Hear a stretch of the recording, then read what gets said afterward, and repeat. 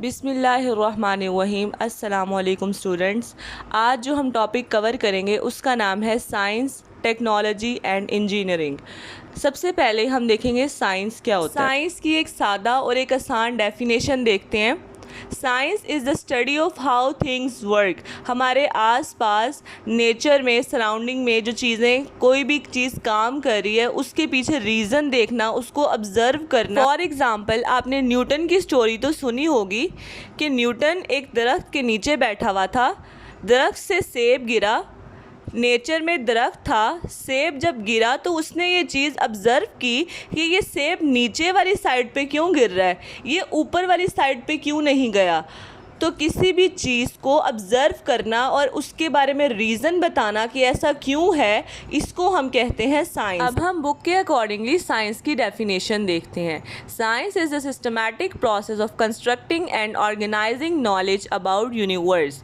इस पूरे यूनिवर्स में, पूरी कायनात में जितनी भी चीज़ें हैं वो किसी न किसी मकसद के तहत हो रही हैं, ठीक है। उस मकसद को जानना, वो क्यों हो रही हैं, उस चीज़ का इल्म रखना और चीज़ों को कंस्ट्रक्ट करना सिस्टमैटिकली। अब यहाँ सिस्टमैटिक प्रोसेस से क्या मुराद है। एग्जाम्पल देखें, एक घर बन रहा है और यहाँ एक तरतीब से चीज़ें हो रही हैं, सिस्टमैटिकली एक एक करके फिर घर बनता है। ऐसा नहीं होता कि पहले छत करते हैं और फिर नीचे बेस बनाते हैं, नहीं, पहले वो फाउंडेशन बनती है उसके बाद छत बनती है। तो साइंस में भी इसी तरह एक तरतीब होती है। दुनिया में कोई भी चीज़ है यूनिवर्स में, उसको ऑब्ज़र्व करना, उसका नॉलेज गेन करना कि ये काम इस तरह से होगा, तो उसको फिर एक सिस्टमैटिक प्रोसेस से कंस्ट्रक्ट करना, तामीर में लेके आना, दिस इज़ कॉल्ड साइंस। इसके अलावा साइंस हमें नेचुरल वर्ल्ड यानी जो कुदरती दुनिया है उसकी अंडरस्टैंडिंग देती है।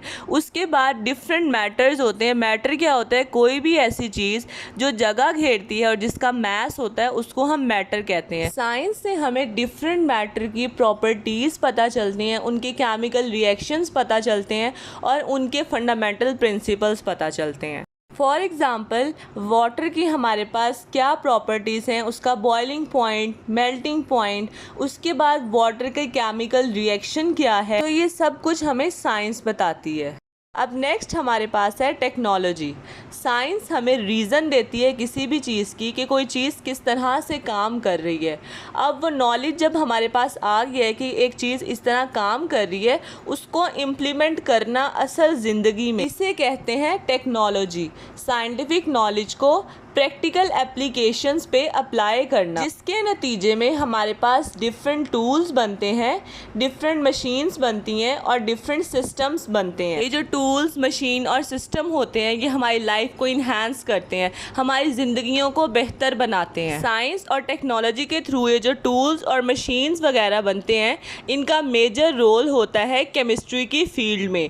केमिस्ट्री में हम लोग क्या करते हैं, इनसे न्यू मटीरियल्स डिस्कवर करते हैं और टेक्नोलॉजी की मदद से ही केमिस्ट्री की फील्ड में रिसर्च और एप्लीकेशन जो है इसको बेहतर तरीके से कर सकते हैं। ऑब्वियसली हमारे पास जितनी एडवांस टेक्नोलॉजी होगी, रिसर्च भी उतनी बेहतर तरीके से हो सकती है। अब रिसर्च क्या होता है? किसी भी चीज़ के बारे में हम लोगों ने देखना कि वो किस तरह से बनी है, उसके क्या फंक्शंस हैं, वो किस तरह हमारे लिए फ़ायदेमंद साबित हो सकती है, उसके डिसएडवांटेजेस क्या है। एक किसी भी टॉपिक पे मुकम्मल डिटेल से सर्च करना एडवांस टेक्नोलॉजी से ही पॉसिबल है।